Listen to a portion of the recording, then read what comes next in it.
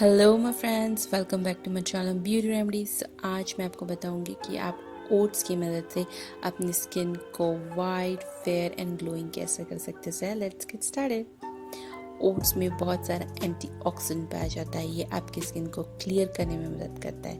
तो इस ओट्स से मैं बनाऊंगी एक फेस पैक जो कि स्क्रब के रूप में भी काम आ सकता है। तो इसके लिए मैं लूँगी 1 बड़ा table spoon oats.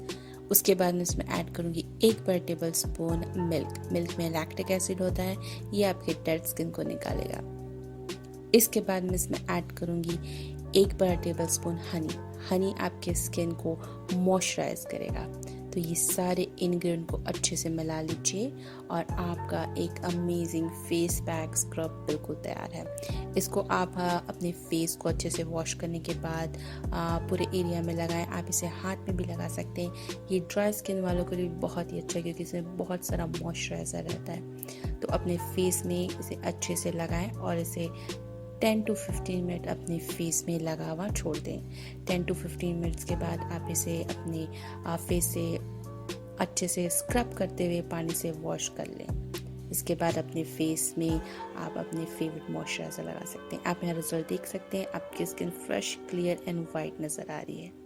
So I hope you like this video guys. अगर आपको वीडियो पसंद है तो मेरे चैनल को सब्सक्राइब ज़रूर करें, beauty remedies, and I am gonna see you soon.